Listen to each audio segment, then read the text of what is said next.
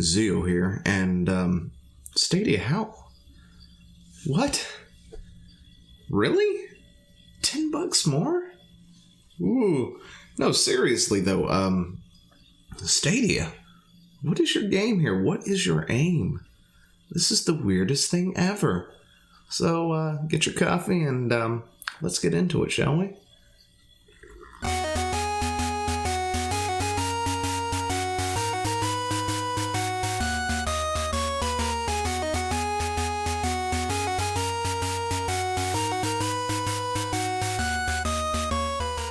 But yeah, when I first saw this, I was like, there ain't no way. So Stadia's had probably one of the worst launches I had seen in years for a new console, non-console, right? Or a new service, whatever you want to call it, because it's definitely not a console.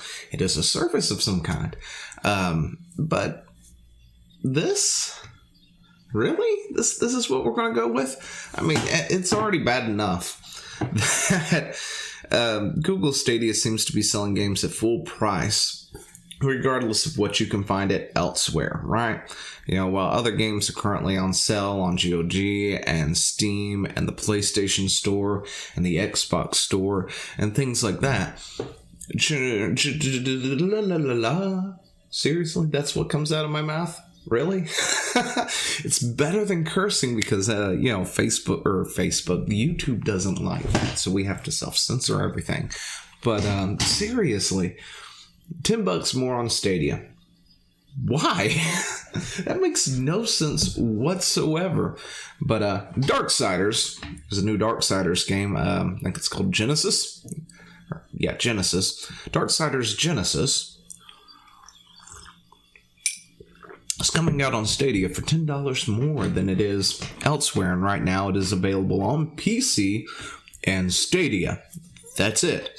Now later it will be available on the consoles, and wow, I don't know what else to say. It's like, I guess they need to add more fuel to the fire, I guess. Build the bonfire up even larger, and hopefully nobody will pay attention. I don't know.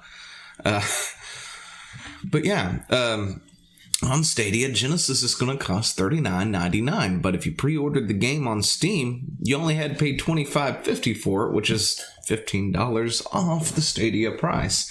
That's pretty dang good if your only other place to get it is Stadia, $15 off on Steam. But even if you didn't pre-order Genesis, you can get the same on Steam, GOG, and Humble, which I forgot even existed. The Humble Bundle, I guess, bundle is a thing, right? So I've never used that. I should check that out. I'm not sure how that works. Anyway, right now for only $29.99. And of course, when asked about it, because sometimes Polygon does like to actually do some journalism, THQ replied with, THQ doesn't comment on their pricing policies. And no offense, but wow. Why would it be more expensive? I don't get it. I guess whatever deal they had to work out with Google was somewhat on the expensive side. I don't know. But yeah, I really want to know. Anyway, so if you go look on Steam right now, you can get it for $29.99, no problems at all, which is good. I personally kind of like Darksiders. I might have to add this to a wish list. But anyway, not that I can play it because I need more room. I need an external hard drive or something because my hard drive is full. Yeah, that's a downside. Anyway. But, yeah, it's just weird. Just the pricing scheme on all these things is the weird part, okay? Because this is the reason why, apparently, games cost so much on Stadia versus their counterpart. Because, for instance, Darksiders is $10 more now, right? Other games are at full price, like... that are on sale elsewhere for much cheaper. But apparently, Phil Harrison from Google was asked why things are more expensive over on Google Stadia. And this is his response, which is an interesting response nonetheless. I don't know why the Stadia version would be cheaper than the competing versions. Wow. Coffee. We need more coffee in our life. The value you get from the games on Stadia means you can put it on any screen in your life, which is a lie.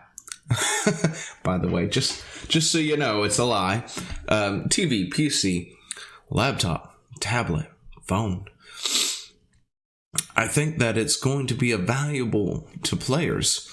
In theory, the Stadia version of the game is going to be at the highest possible quality of innovation and sophistication of the gaming engine side. That's also a lie. Yeah, if you hadn't paid attention, I have a couple of other videos out there, and so is everybody else, I'm sure, talking about how they're supposed to be doing 4K 60 and all this other stuff, and apparently they can't actually do it. Yeah, Stadia. That's bad. You marketed with this stuff, you promised it, and you can't deliver it. But as for the TV, PC, laptop, stuff like that, you've got to have the little dongle to use it, which of course costs like $130 for a founder's pack right now in order to do that. And even then, that's not even a great way to play, because if you want the best, so far what I have determined the best way to play anything through Stadia is through phone, and not just any phone, because my phone here, this thing won't play Stadia. I can't load Stadia up on this. Why? Because it's not a Pixel phone. Only Pixel Google phones are capable of playing Stadia. So, you could say I'm maybe a little salty about that, right? Sounds like I'm a little salty. I'm not. I don't want Stadia. That thing is a train wreck, because not only do you have to pay for a service, and then if you want to put it anywhere other than your phone, essentially you're paying for the Founders Pack, which is not $130. You got to pay a subscription fee to gain access to the games that you then pay full price for. Yeah, I'd rather buy an Xbox and use what they have go. xCloud sounds like a better investment than buying a new phone or that dongle from Stadia. So I'm not really that salty. But anyway, that's the only way to play it on the phone. And the phone apparently is the best way to really play it well, because it seems to be the only one that works or functions properly with the less amount of latency when it comes to games and stuff. When it comes to the TV and stuff, you've got to have the dongle, and of course only a few select Chromecast type PCs and stuff are capable of actually playing it on there, and there's a bunch of latency issues. Unfortunately, when it comes to Stadia, the infrastructure just isn't there, in my opinion. I wish it was. Trust me, I really wish it was, because, for years I've heard things like, when it comes to internet infrastructure and things like Japan and the EU and stuff like that have way better internet than we do. They have Wi-Fi everywhere, apparently, and they're running, T1 cables and, fiber optics and everything else, because they've updated their infrastructure. Meanwhile, mine is still running through, what is mine running through again? A coax cable that's copper coming out of the bottom of my house somewhere. Not running fiber. Oh gosh, I really wish we had fiber out here. That would be so amazing.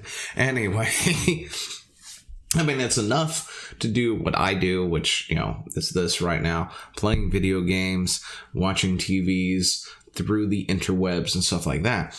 But, this particular service requires a more robust, internet service that just isn't out there. Not in the US anyway. But of course, during all this, when it was going out and people were testing it and stuff, places like the EU and things were reporting more latency than we were getting here in the US. And the bigger metropolitan areas, of course, because they're the ones with the good internet. So they've got like 255 down or whatever, and 100 and something up and things like that. I could only dream of internet speed that fast. Really. But, yeah, the thing is, they're not actually out there at 4K. They're not out there at the best thing, because the whole point to Stadia was Google handles the hardware. You only got the thing, which honestly isn't that bad of an idea. It's remote play. That's all it is. And I could see there being a thing out there for it. It may not be the future of gaming, but, I could see a thing. Like, for instance, I mentioned it earlier, my PC over here, it's got a terabyte hard drive in it. I don't have much left of space. I've got like 20 gigs or something like that line in there. I can't download a new game without deleting old games. This would take care of that problem. You know what I mean? Because then I wouldn't have to download the game, but then you have other things that come into place, like ownership of the game and stuff like that. If the service ever goes down, if the internet goes out, I don't have access to any of that stuff, which of course, are big concerns. If I'm going to pay $60 for a game, I personally would like to be able to have a disc behind it. I mean, even though I've got things that don't have discs, like, World of Warcraft and things like that. Well, I mean, technically I do have World of Warcraft discs. I'm sorry. Let me think of a new one. Doom 2016. Yeah, I own that game, right? I don't have it on disc anywhere. Got that through Steam. I've got like The Sims 3, which I got through Steam. Not a good idea. It's by far the most unstable thing I've ever messed with. But I love it so much. Anyway, and that's the problem, is you don't really own the copies of what you have. So if Stadia does shut doors one day, anything you bought for it is a complete waste, money down the drain. That's why I kind of like Xbox's thing a little bit more, because, it's more it's easier to be managed. You're paying a subscription, of course, for that as well. But, paying $15, $10, something like that a month versus trying to gather $60 up to $100 and something bucks to pay for a couple of games and then have that shut off. It feels better, I guess, is the best way to put it. I mean, in the long run, you're still going to probably be paying over $300, $400, $500 down the line for something like xCloud, just in subscription fees. But it just doesn't seem that big of a loss than if you bought like 3 or 4 games totaling $400. But anyway, a Digital Foundry analyst of Red Dead Redemption 2 on Stadia, for instance, found that the game actually runs at a native 2560 by 144 resolution, which is then upscaled to 4K, standard of 4096 times 2160 via the Chromecast Ultra. And Bungie's representative said that the Stadia version of Destiny 2 runs on the PC equivalent of medium graphics setting, and that the game will render at native 1080p and then upscale to 4K and apply a variety of techniques to increase the overall quality of effect, which is bad. My PC is 3 years old. I guarantee it could run at 4K if it needed to. Just saying, if I had the monitor that could handle that, I can make Destiny look 1,000 times better on my PC than I can through the Chromecast Ultra. That's not good. But yeah, this idea of it's going to be running at the best possible, thing is backward. It's just a straight up lie. There's no bending anything to it. That's just a straight up lie. It doesn't run at the best thing. They have all the power over there, and they can't push it out to you at maximum settings. I'm sorry, that's a lie. But that is no excuse for why Darksiders has to cost $10 more. Just saying. Anyway, that's all we're going to do for that. Let me know down in the comments below what you think, and I will talk to you later. See ya. Hey, thanks for watching. Don't forget to leave a comment, smash that like button, and always subscribe for more. And of course, there are other videos floating around somewhere on the screen, so click one of those and see if you can find something that suits your fancy. Till then, I'll see you later. Bye.